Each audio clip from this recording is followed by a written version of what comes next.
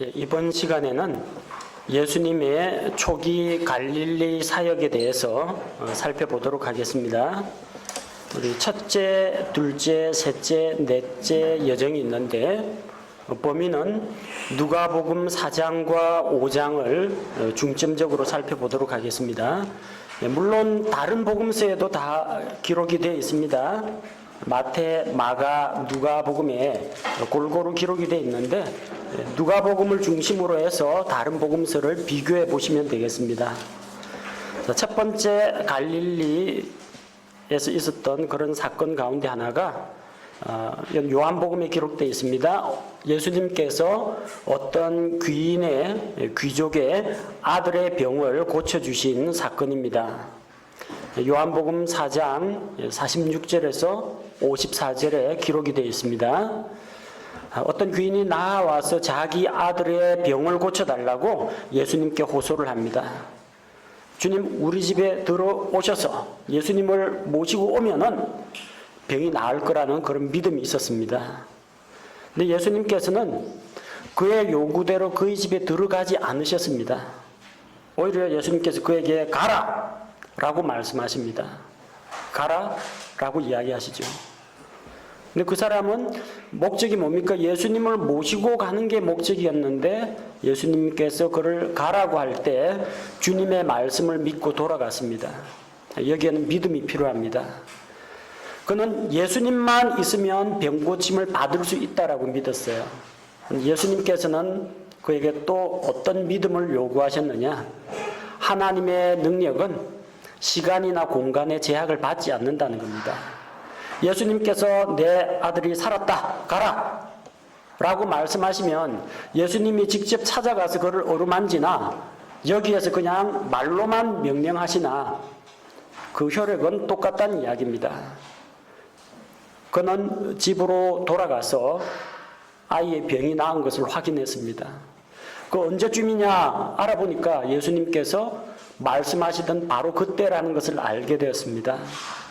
그 결과 그와 그의 온 집이 믿게 되었다고 했습니다. 진정한 기적은 이겁니다. 기적은 깜짝 놀랄 만한 그런 놀라운 일을 보여주는 게 기적이 아닙니다. 진정한 기적이라면 하나님의 영광이 나타나고 그 기적이 나타난 결과 사람들이 하나님을 믿고 돌아오는 것이 기적이라는 겁니다. 자, 갈릴리에서 어떤 귀인의 아들의 병을 고쳐주신 이후 우리 주님께서는 나사렛 회당에 들어가셨습니다. 회당에 들어가서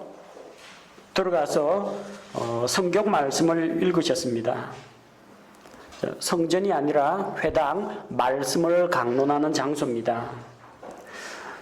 누가복음 4장 16절에서 그분께서 자기가 자라난 나사렛에 가사 자기의 관례대로 안식일에 회당에 들어가 읽으려고 서시니, 회당에는 하나님의 말씀 두루마기 사본들이 보관되어 있습니다.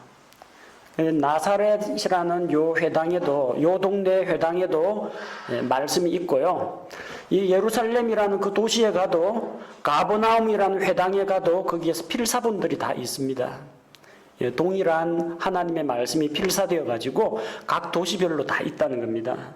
유대인 남자라면 누구나 회당에 들어가서 거기서 성경을 읽고 또 강론을 할 수가 있습니다. 그래서 회당에 들어가지고 딱 서니까 회당에서 섬기는 자가 있습니다. 섬기는 자가 대언자 이사야의 책을 그분께 넘겨드렸습니다. 예수님께서 그 말씀을 읽어주시죠. 18절과 19절. 주의 영께서 내게 임하셨으니 이는 그분께서 내게 기름을 부으사 가난한 자들에게 복음을 선포하게 하셨기 때문이라. 그분께서 나를 보내신 것은 마음이 상한 자들을 고치며 포로된 자들에게 구출을, 눈먼 자들에게 다시 보게 함을 선포하고 상처 입은 자들을 자유롭게 하며 주의 받아주시는 해를 선포하게 하려 하심이라 하였더라. 이렇게 이사야 대언자의 글을 읽으셨습니다. 이 이사야 대언자의 글이 어디에 나오느냐? 이사야 61장 1절에서 3절에 나옵니다. 자, 이사야 61장 1절, 2절. 근데 2절을 다 안 읽었어요. 1절은 똑같은데 2절하고 3절 가운데서 2절 절반만 읽으셨어요.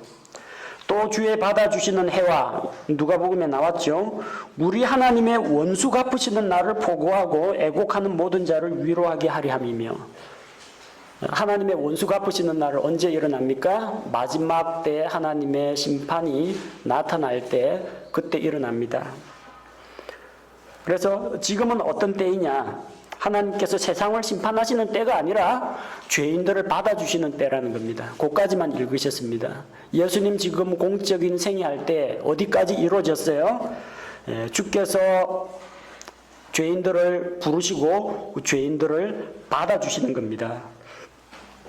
자, 그래서 예수님께서 말씀하시기를 21절에서 이 성경 기록이 이날 너희 귀에 성취되었다 말씀하셨습니다. 어디까지 성취되었어요? 예수님께서 오셔서 약한 자, 억눌린 자, 포로된 자, 모든 압제당하는 자들을 부르시고 하나님 앞에 나아오게 하셔서 받아주시는 것까지가 성취가 되었다는 겁니다. 끝끝내 하나님을 거부하는 자들, 끝내 마귀의 편에, 적그리스도의 편에 서는 자들에 대한 심판은 예수님 초림 때가 아니라 우리 주 예수님 재림 때에 일어날 일들입니다.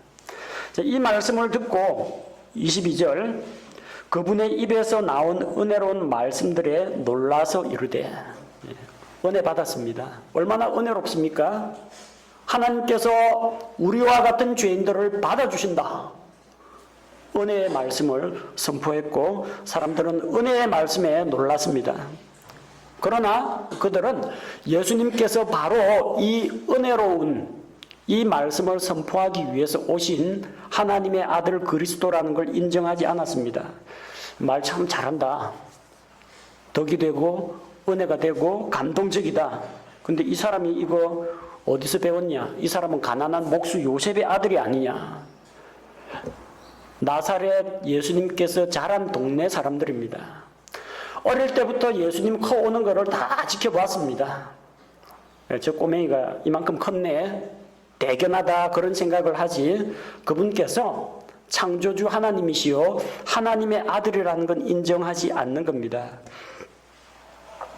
그래서 24절에서 예수님이 말씀하시죠. 어떤 대언자도 자기 고향에서는 인정받지 못하느니라. 대언자들은 자기 고향에서 인정받지 못합니다.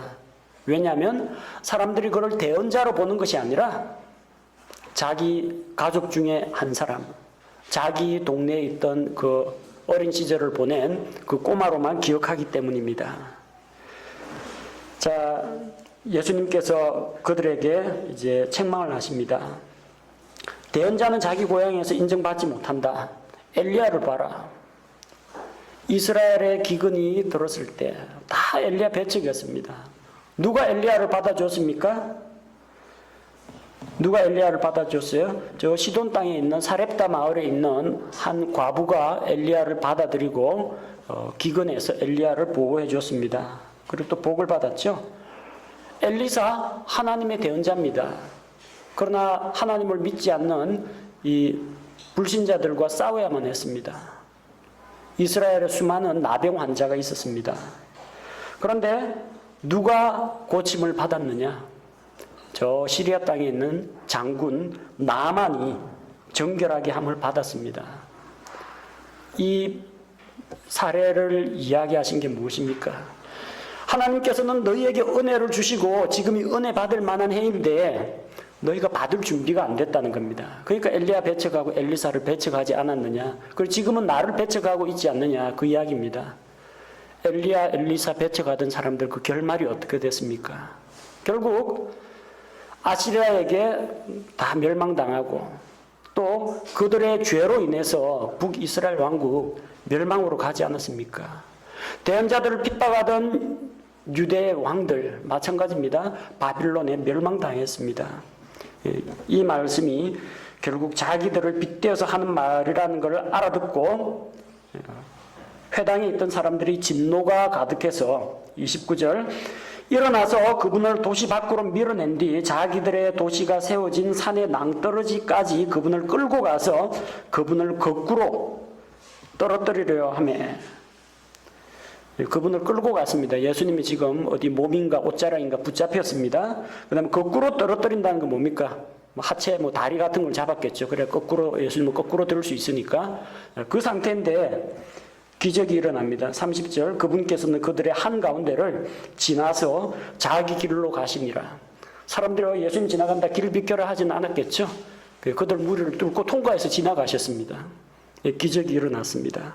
그리고 예수님께서는 은혜의 말씀을 듣고도 격분해서 오히려 자기를 죽이려고 하는 이 사람들, 자기 고향으로 가지 않으시고 어디에다 선교 본부를 두시느냐? 가버나움으로 가십니다. 그래서 둘째 여정은 가버나움 지역에서 있었던 사건입니다. 마태, 마가, 누가복음에 같이 기록되어 있습니다. 자, 마태복음에는 회개하라 하늘의 왕국이 가까이 왔다 그렇게 이야기하고, 마가복음에서는 회개하고 복음을 믿어라 하나님의 왕국이 가까이 왔다고 합니다. 하나는 하늘의 왕국, 하나는 하나님의 왕국이죠. 유대인들은 하늘의 왕국을 기다립니다. 아브라함에게 약속하신 그 왕국, 그리고 모세에게 약속하신 제사장 왕국, 다니엘을 통해서 약속하신 바로 하늘의 하나님께서 이 땅에 한 왕국을 세우실 것인데 모든 우상의 제국들을 다 멸망시키고 돌이 온 세상에 가득하게 되는, 영원히 무너지지 않는 돌왕국을 세우실 것이라는 걸 믿었습니다. 그래서 그들에게는 하늘의 왕국이라고 했고요. 이방인인 로마 사람들은 하늘의 왕국 하면 그게 뭔지 모릅니다. 하나님의 왕국, 너희는 예수 그리스도를 믿음으로 다시 태어나서 하나님의 왕국에 들어가라고 마가는 하나님의 왕국에 대해서 이야기합니다. 이스라엘 사람들은 약속은 받았지만 그 약속의 조건을 이행하지 않았습니다. 하나님의 말씀을 지키고 하나님의 명령을 따라야 하는데 그들은 불순종함으로 왕국을 받지 못했습니다. 따라서 어떻게 해야 하늘의 왕국을 받아들일 수 있느냐? 회개하고 하나님께 돌아와야 왕국이 회복이 된다는 겁니다. 약속 밖에 있던 이방인들, 로마 사람들, 그리스 사람들은 어떻게 그 왕국에 들어가느냐? 하나님의 왕국은 니고데모에게 하신 말씀처럼 다시 태어나야 들어갈 수 있습니다. 예수 그리스도를 믿고 영이 다시 태어나서 거듭나야만 들어갈 수 있는 왕국입니다. 이것은 영적인 왕국입니다. 그러나 나중에는 천년왕국에서 다 만납니다. 천년왕국에서는 몸을 입고 천년왕국, 아름답고 영화로운 땅, 생태계 질서가 회복된 땅에 환란기를 거친 유대인들이 몸을 입고 들어가기도 합니다. 또 신약교회 그리스도인들은 공중으로 체에 올라갔다가 하늘에 7년간 있다가 예수님과 함께 내려와서 천년왕국에 들어갑니다. 그러나 우리는 죽었다가 부활하거나 살아있는 채로 몸이 변화되어 올라간 사람입니다. 변화된 사람들입니다. 그래서 우리는 또 그 왕국에 들어가서 주님을 도와서 섬깁니다. 환란기 성도들, 구약 성도들, 순교당했거나 구약시대에 죽었던 성도들 부활해가지고 그 왕국에 들어갑니다. 자, 그래서 크게 나누면 세 부류가 있습니다. 죽음을 보지 않고 예수님 오실 때까지 살아있다가 죽음을 보지 않고 몸이 변화되어 올라간 사람, 한 번 죽었다가 환란기 성도, 구약 성도, 그 다음 신약교회 성도 중에 일찍 죽은 사람들, 죽었다가 부활해가지고 올라가는 사람이 있습니다. 그 다음에 살아있는 현재의 육체를 입고 그 왕국에 들어가는 사람이 있습니다. 그 안에서는 하나님의 왕국과 하늘의 왕국이 만나기 때문입니다. 변화산에 예수님 올라갔을 때 그 하늘의 왕국이 임하는 그 영광을 보여주었죠. 예수님의 몸이 온몸에서 광채가 나면서 옷이 희게 변화되었습니다. 그리고 모세와 엘리야가 나타났습니다. 하늘에서 이는 내 사랑하는 아들이요 내가 크게 기뻐하는 자다 하나님께서 말씀하셨습니다. 변화산 위에 누구 있었습니까? 베드로, 요한, 야고보가 따라갔죠. 자, 그러니까 어떤 부류가 있어요? 일단 변화산 위에 그게 하늘의 왕국인 동시에 하나님의 왕국의 영광이 임했습니다. 일단 무엇보다도 그 왕국에는 왕이 있어야 됩니다. 주님이 있어야 됩니다. 예수님이 있죠. 변화산에. 천년왕국에도 예수님이 있습니다. 예수님 없으면 그 왕국은 성립 안 돼요. 그 다음 누가 있습니까? 엘리야가 있습니다. 엘리야는 죽음을 보지 않고 공중으로 채 올라갔습니다. 예수님 오실 때까지 만약에 살아있는 그리스도인이 있다면 죽음을 맛보지 않고 엘리야처럼 올려갔다가 그 왕국에서 나타날 겁니다.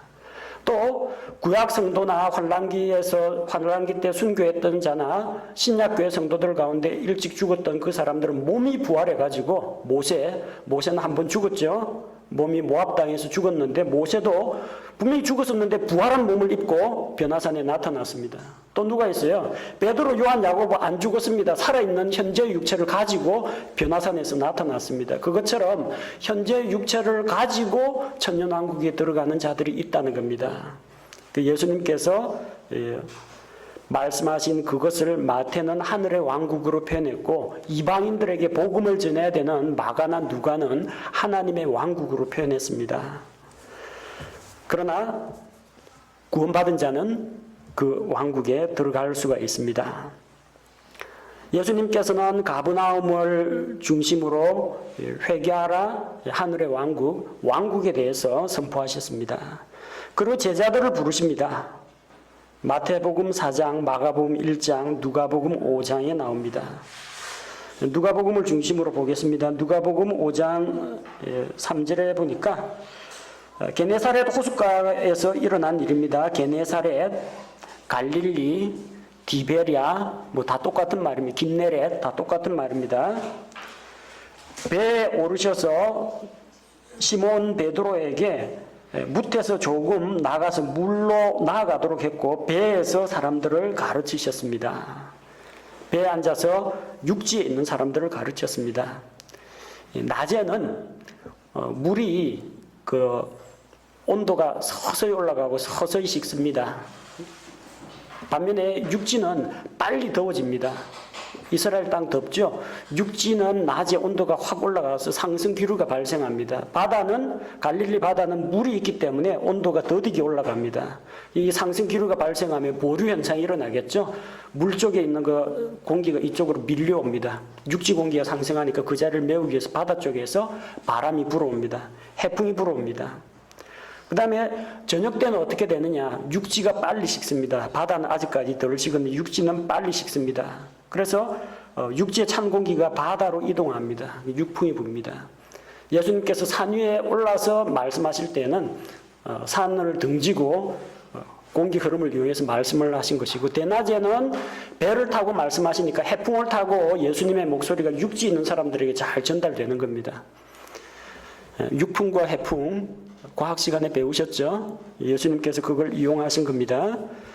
자, 그래서 말씀을 전하시고 배에서 사람들을 가르치시다가 말씀을 마치신 다음에 시몬 베드로에게 말씀하십니다. 깊은 데로 가서 그물을 내려서 끌어당기라고 합니다. 베드로는 5절에서 선생님, 우리가 밤새도록 수고하여서도 아무것도 잡지 못했습니다. 하지만 그럼에도 불구하고 선생님의 말씀에 따라 말씀에 의지하여 내가 그물을 내리리다 하고 그물을 끌어올리니까 심이 많은 물고기가 잡혀서 그물이 찢어져 갑니다. 주변에 있는 동료들이 와서 도와줘야만 했습니다. 이 놀라운 능력을 보고 그분께서 하나님의 아들이심을 고백하게 됩니다. 8절에 보니까 시몬 베드로가 그것을 보고 자기에게 일어난 기적을 보고 예수님의 무릎 앞에 엎드려 이르되 오 주여 내게서 떠나소서 나는 죄 많은 사람이니이다. 그렇게 고백하고 10절에서 예수님께서 두려워하지 말라 이제부터는 내가 사람들을 낚으리라 하고 자기 제자로 부르셨습니다. 예수님께서 이미 시몬 베드로를 처음 만난 것은 요한복음 1장에서 우리가 살펴보았습니다. 안드레가 소개해가지고 이미 베드로가 예수님을 만났습니다. 근데 직접 예수님의 능력을 경험하고 이제부터 제자로 따르게 되는 겁니다. 자, 예수님께서 이제 베드로 그리고 그 제자들, 예수님의 기적을 맛본 그 제자들을 예수님께서 부르셨습니다. 그리고 다니시면서 이제 메시아 왕국의 표적을 보여주십니다. 아까 예수님께서 나사렛 회당에서 이사야 61장 말씀 읽으셨죠. 눈먼 자 보게 하고 갇힌 자 자유롭게 하며 주의 성령께서 내게 임하셔서 기름을 부으시니 그들을 해방하고 구출하고 우리 하나님의 받아주시는 은혜의 해를 선포하게 하는 그 일들. 바로 이사야 대언자가 예언했던 그 메시아, 그분이 예수님이십니다.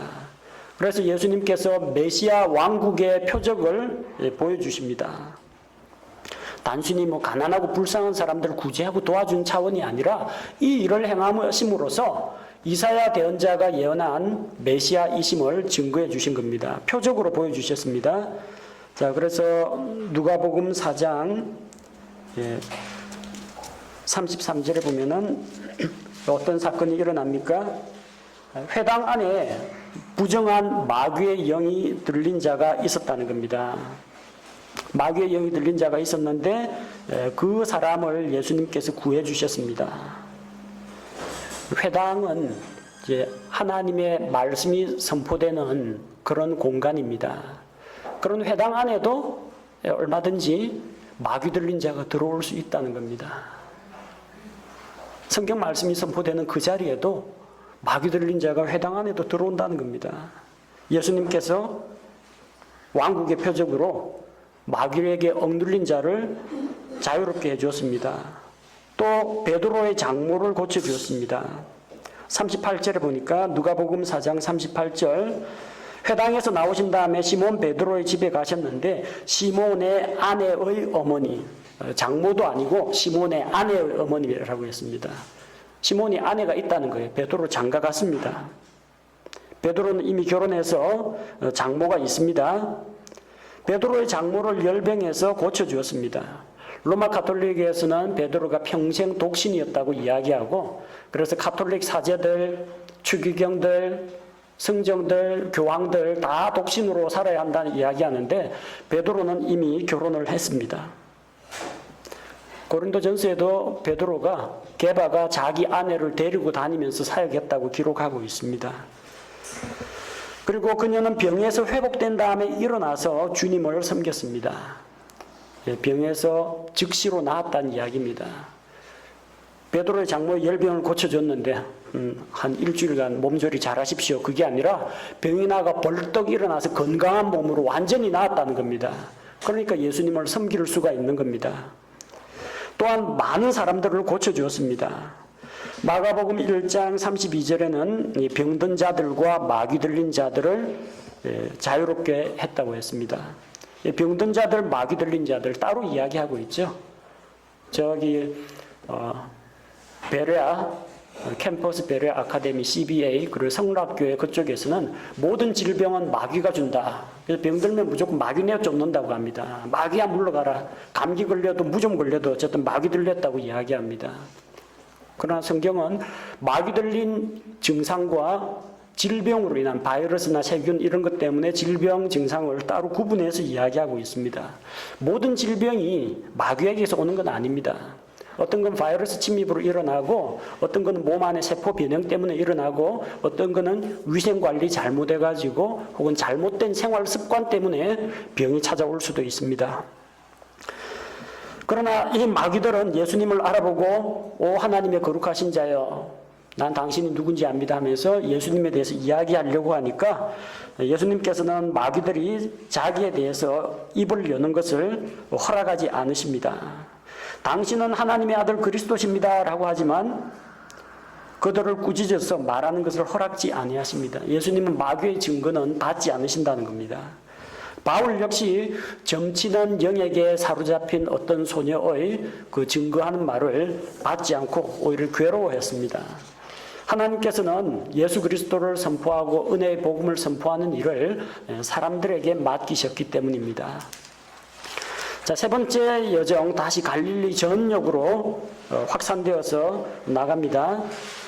예수님께서 마가복음 1장 35절에서는 이렇게 밤새도록 병 고쳐주고 그 다음날 피곤한 몸으로 일어나서 새벽에 해가 아직 뜨기 전에 일어나서 한적한 곳으로 가서 기도하셨다. 그렇게 기록되어 있습니다. 마가복음 1장 35절. 대부분의 교회에서 새벽 기도회의 근거를 여기에서 찾습니다. 예수님께서 새벽 일찍 일어나서 한적한 곳에 가서 기도하셨다. 새벽 기도했다. 그 기도회에 몇 사람 참석했습니까? 아무도 안 왔습니다. 예수님 혼자서 기도하셨습니다. 제자들이 일어나 보니까 예수님이 없어요. 두리번 해가지고 예수님을 만나가 예수님이 왜 여기 계셨습니까? 아침부터 사람들이 몰려와서 예수님 찾고 있습니다. 예수님께서 또 이제 병 고치는 그 사역을 한 게 아니라 일어나서 여기를 떠나서 가자.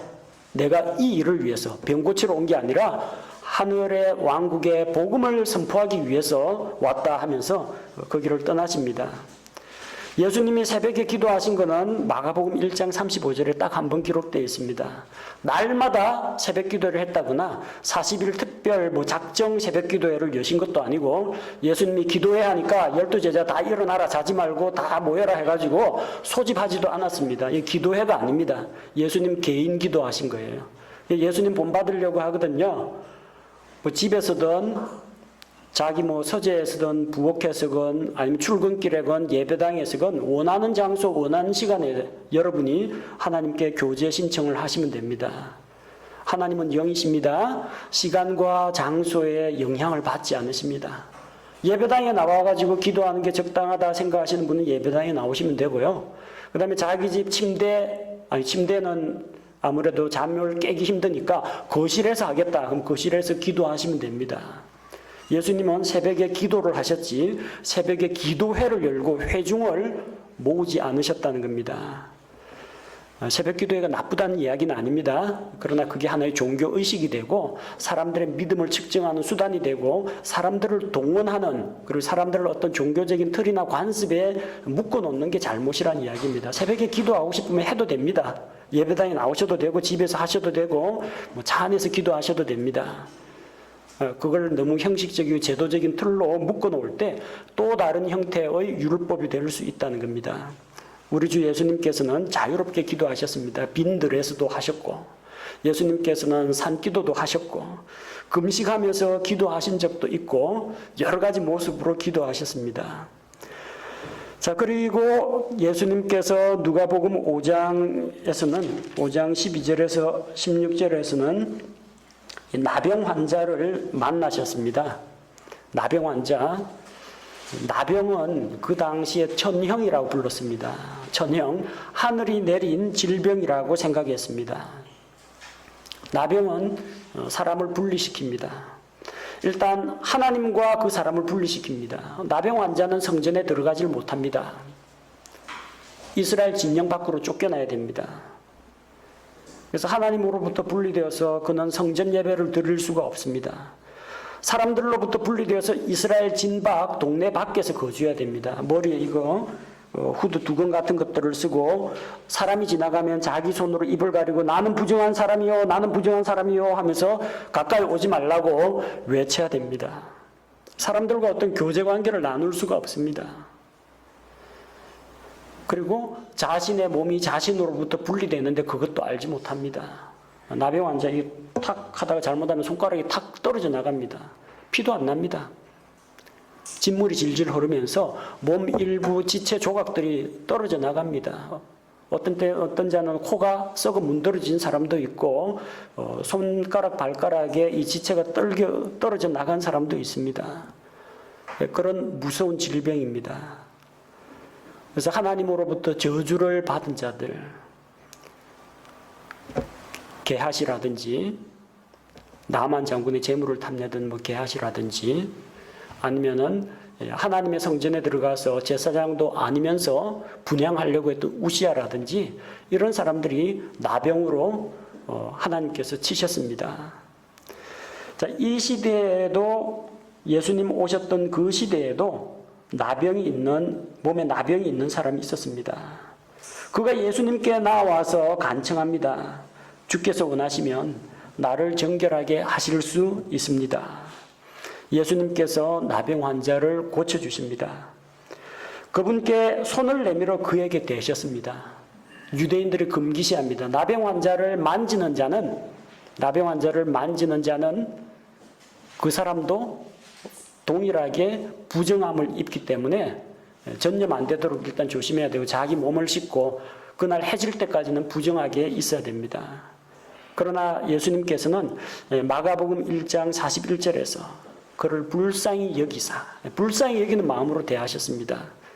놀라운 기적을 보여주마 이게 아니라 정말 안타깝고 불쌍히 여기는 마음으로 자기의 창조물에게 손을 내미셨습니다. 사람들은 나병 환자를 만지기를 꺼려합니다. 그러나 예수님은 그에게 손을 대셨습니다. 그리고 내가 원하노니 정결할지어다. 예수님께서 그가 회복되기를 원하신다는 겁니다. 예수님께서 원하시는 대로 그대로 이루어졌습니다. 곧 나병이 그에게서 떠났습니다. 우리 기도원에 와서 한 달만 기도해 보십시오. 이게 아니라 곧 나병이 떠났습니다. 요즘 은사주의자들 병 고치는다는 사람들은 고치는 질병 따로 있고 못 고치는 질병 따로 있고 조금 나았으니까 이제 조금 더 열심히 기도해 보라 해가지고 기간을 길게 잡는데 이거는 치유의 은사가 아닙니다. 예수님께서는 명하시고 손을 대시니까 곧 나병이 즉시로 그에게서 떠났습니다. 이게 하나님의 능력이고 기적입니다. 그리고 그 사람에게 뭐라고 이야기합니까? 자, 명하사 아무에게도 말하지 말게 하고 왜 말하지 말라고 합니까? 그럼 전부 다 병고치로 또 나올 거 아니에요. 그러니까 조용히 제사장을 찾아가서 내 깨끗하게 된 몸을 보이고 정결하게 되었으니까 모세가 명령한 예물을 드려서 증거로 삼으라고 합니다. 레위기에 나오는 율법에 의하면 나병 환자가 정결하게 되면 제사장한테 가서 검진을 받습니다. 제사장이 그의 몸에서 나병이 다 사라졌다는 걸 확인한 다음에 그에게 정결하다 하고 선포를 합니다. 그리고 그 나병에서 나음을 입은 사람들은 하나님께 이제 감사 헌물을 드리게 되어 있습니다. 지금 이 누가복음 예수님께서 활동하던 이 시대는 이게 신약 성경에 기록되어 있지만 아직 구약 시대입니다. 신약 시대는 언제부터예요? 예수님 십자가, 세상 속 언약의 피가 흘려진 다음부터가 신약 시대입니다. 이 구약 시대예요. 구약 시대니까 성전이 있고 제사장이 있습니다. 너 병고침 받았으니까 자유함을 얻었다가 아니라 제사장에게 가서 검진받고 예물을 드리라고 하는 겁니다. 모세 율법 예수님께서 다 지켜 행하셨습니다. 만약에 예수님께서 나병 환자한테 야 제사장 갈 거 없고 내가 하나님의 아들이니까 이제부터 너 해방이다 그랬으면 이 사람이 모세 율법을 어겼다 하고 고소하는 자들이 틀림없이 나옵니다. 그러나 예수님은 율법의 의로도 흠이 없으셨습니다. 때가 참에 하나님께서 예수님을 여자에게서 나게 하시고 율법 아래에 나게 하신 것은 우리를 죄와 율법에서 구원하기 위해서입니다.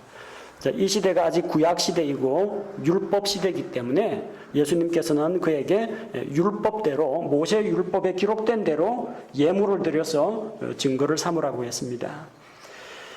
그 사람에게 이제 말하지 말라고 입단속을 했는데도 그분의 명성이 더욱 널리 퍼져가서 많은 사람들이 말씀도 듣고 병약함도 고치려고 나아왔습니다.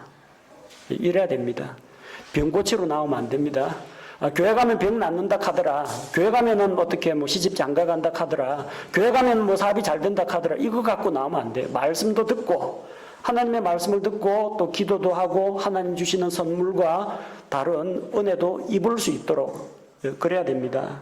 말씀도 듣고 병약함도 고치려고 그래 사람들이 많이 나와왔습니다. 자, 네 번째 여정 역시 가버나움 지역입니다. 누가복음 5장 17절. 자, 여기도 이제 마비병 걸린 사람이 나오죠. 마비병 걸린 사람이 예수님 앞에 나옵니다. 몸이 마비되어 가지고 움직이지 못하는 사람, 우리 흔히 말할 때 중풍병자라고 이야기하죠. 그 사람이 왔는데 18절에 보니까 보라, 사람들이 마비병에 걸린 사람을 자리에 누인 채 안으로 데려와서 그분 앞에 놓으려고 안으로 데려가려고 하는데 방법이 없었다는 겁니다. 많은 무리들이 집 앞에까지 웅성웅성 모여있기 때문에 안으로 들어가질 못합니다. 어떤 방법을 사용합니까? 침상채로 들고 지붕으로 올라갑니다.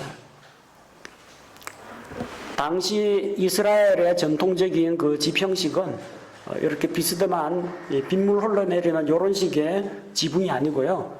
평평한 지붕입니다. 그리고 지붕을 흙으로 입니다. 우기에는 지붕에서 풀도 자랍니다. 지붕은 나무를 켜켜이 이제 쌓아가지고 가로 세로로 놔가지고 그 위에 풀을 얹습니다. 건초 같은 것도 우리 초가 이고 그 위에 진흙으로 바릅니다. 나중에 진흙이 덩어리져 가지고 풀하고 엉켜가지고 밑으로 물이 새지 않도록 합니다.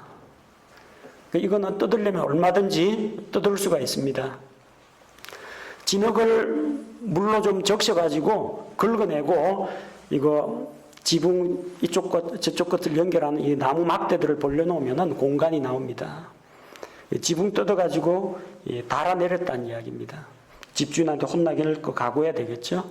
나중에 다시 원상복구 시켜줄 각오하고 예수님 말씀 전하시는데 위에서 막 흙 떨어지고 아마 큰 소동이 벌어졌을 겁니다. 근데 조금 있다 보니까 지붕에서 흙만 떨어지는 게 아니라 그 침대 네 귀퉁이에 줄이 달려가지고 네 사람이 이제 달아내리는 겁니다.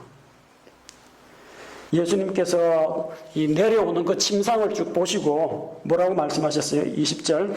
그들의 믿음을 보시고 그에게 이르시되, 그의 믿음이 아닙니다. 그들의 믿음입니다. 그러니까 친구 네 사람 더하기 환자 한 명. 환자도 믿음이 있으니까 야 예수님에게 가면 고침받을 수 있다 하니까 환자가 동의했으니까 데려왔겠죠. 그 다음에 친구 네 사람도 예수님께로 가면 해결된다. 네 사람이 같은 믿음이 있으니까 왔겠죠. 한 사람이라도 안 믿는다면 야 나는 빠질래 너희끼리 가 해가지고 한 두세 사람밖에 안 왔겠죠. 친구가 같이 왔습니다. 그들의 믿음을 보셨습니다. 그리고 그에게 그 자리에서 선포하셨습니다. 누가 뭐 병 고쳐달라 지금 부탁도 안 했는데 내 죄들을 용서받았느니라 바로 선포하셨습니다. 그 이야기를 듣고 서기관들과 바리새인들이 따져봅니다. 도대체 이 사람이 누구냐? 신성 모독하는 발언을 한 이 사람이 누구냐? 하나님 외에 누가 능히 죄들을 용서하겠느냐? 하나님 외에 누가 용서하겠느냐는 겁니다.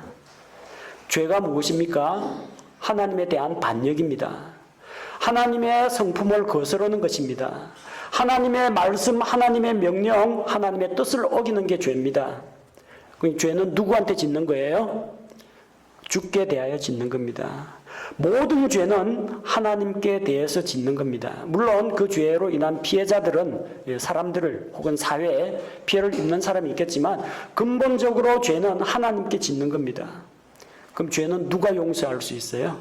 하나님만이 용서할 수 있다는 겁니다. 하나님께서 용서할 수 있는데 예수님께서 내 죄들을 용서받았다 하는 것은 예수님이 하나님이라는 겁니다. 하나님 아닌 자가 이 말을 하면 신성모독입니다. 그러나 하나님이신 예수님께서 이 말씀을 하신 것은 신성모독이 아니란 이야기예요. 예수님께서 그들 마음속에 지금 어떤 생각하고 있는지 알고 말씀하십니다. 너희가 마음속으로 무엇을 따져보느냐? 내 죄들을 용서받을지어다 하고 말하는 것과 일어나 걸어가라 하는 것 중에서 어느 것이 더 쉬우냐? 어느 게 쉬워요? 어느 게 쉬워요? 우리는 쉬운 게 하나도 없습니다. 둘 다 어렵습니다. 근데 내 죄들을 용서받았느니라 이게 더 쉽다고 하는 사람이 있습니다. 왜요? 죄 용서받았는지 안 받았는지 어떻게 알아요? 표 안 나죠. 그러니까 마음껏 내 죄를 용서받았느니라 복받을지어다 이건 마음껏 남발할 수가 있습니다. 근데 일어나서 걸어가라는데 안 일어나면은 개망신입니다. 그러니까 진짜 힘들어요. 근데 실상 더 힘든 거는 뭐가 더 힘드냐? 병 고치는 건 의사도 할 줄 압니다. 심지어는 마귀도 병 고치는 역사 일으킵니다. 근데 내 죄들을 용서받을지어다, 내 죄 사함을 받을지어다 이거는 하나님이 아니고서는 할 수 없습니다. 이게 제일 힘듭니다. 예수님은 둘 다 하셨어요. 사람의 몸을 지으신 창조주로서 질병도 고치시고 또한 죄들을 사하는 권능을 가진 하나님으로서 죄의 문제도 해결해 주셨다는 겁니다. 아마도 이 사람이 지은 죄가 있기 때문에 몸에 어떤 장애가 왔을 걸로 생각합니다.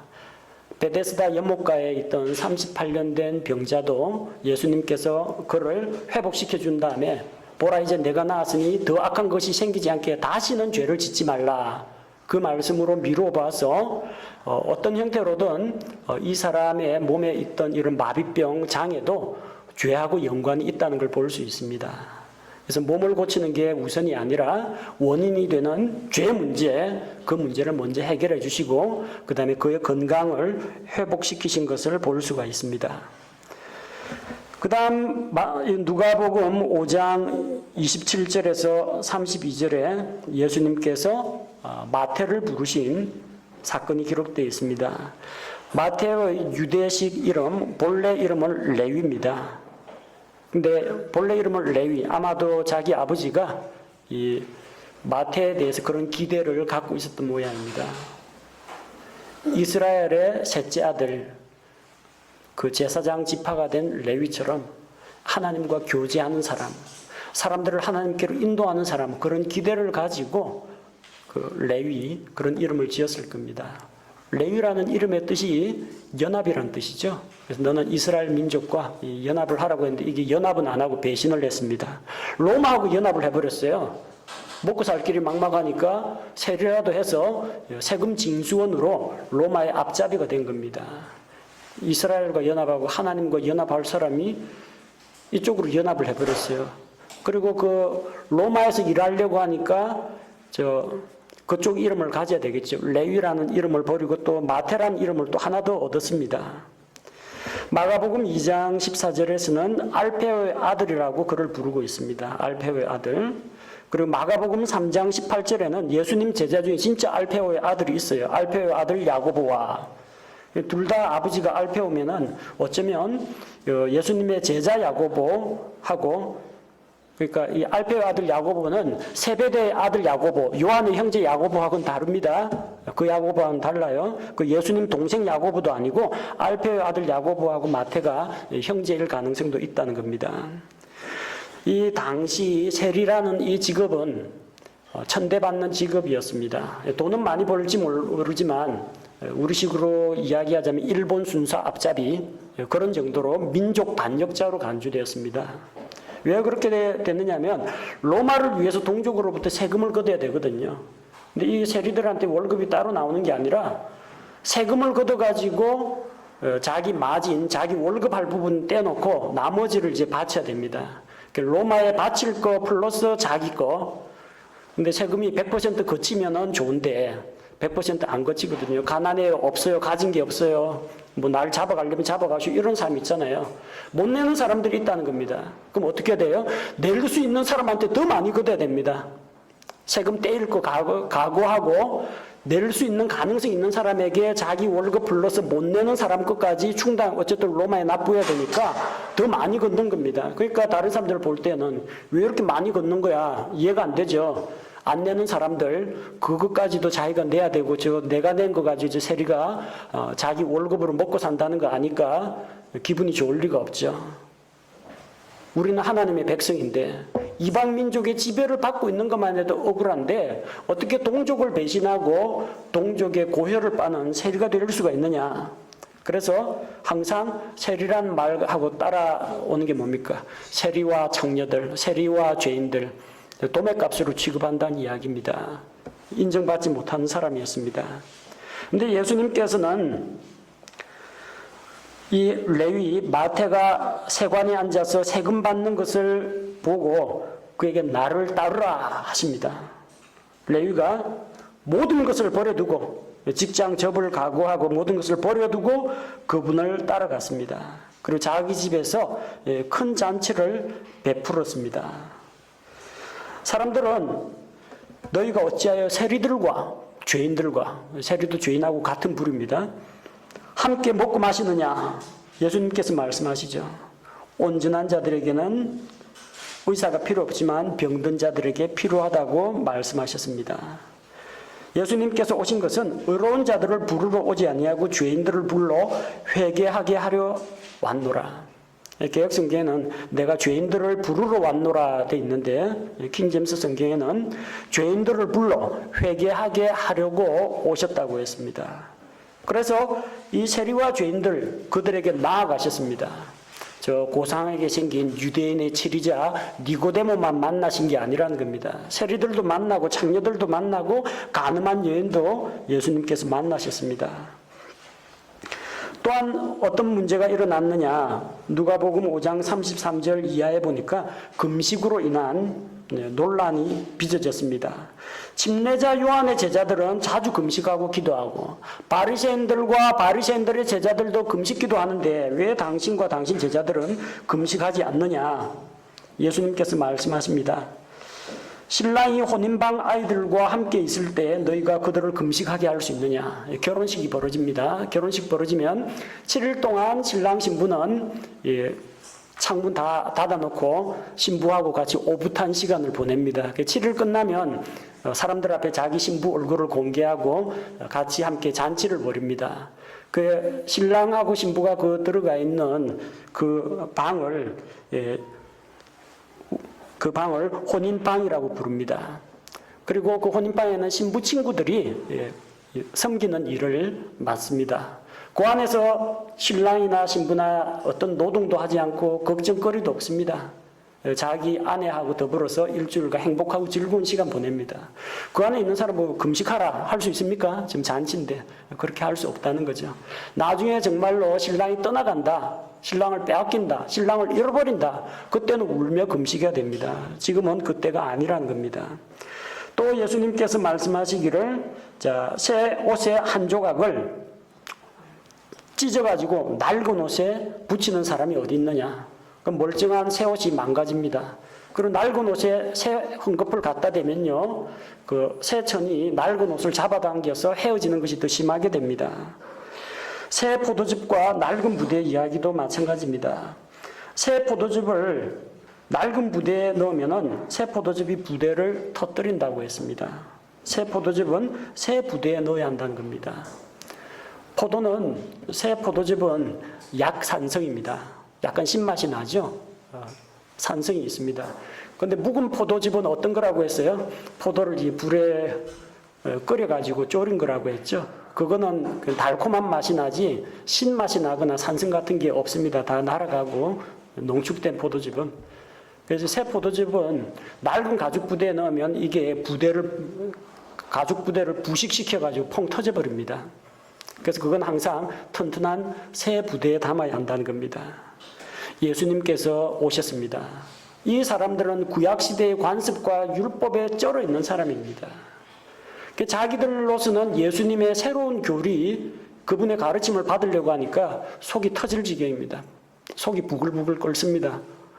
감당이 안 된다는 겁니다. 자기들은 낡은 구습을 입고 있는데 예수님이 새로운 교훈, 새로운 교리를 주니까 낡은 옷이 이걸 감당을 못하는 겁니다. 어떻게 해야 돼요? 낡은 옷 벗어던지고 예수님이 주시는 새로운 옷을 입어야 됩니다.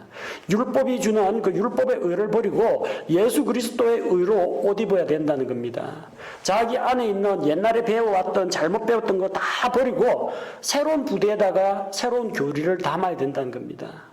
그러지 않고 구습을 쫓는 구약의 율법과 종교의식에 빠져 있는 사람은 예수님의 새 교리를 감당할 수가 없다는 겁니다. 하나님의 말씀을 깊이 새기고 받아들이고자 하는 자는 옛날에 잘못 알고 잘못 믿던 거는 일단 다 내려놓고 믿음의 기초를 말씀 위에 다시 차곡차곡 쌓아놔야 됩니다.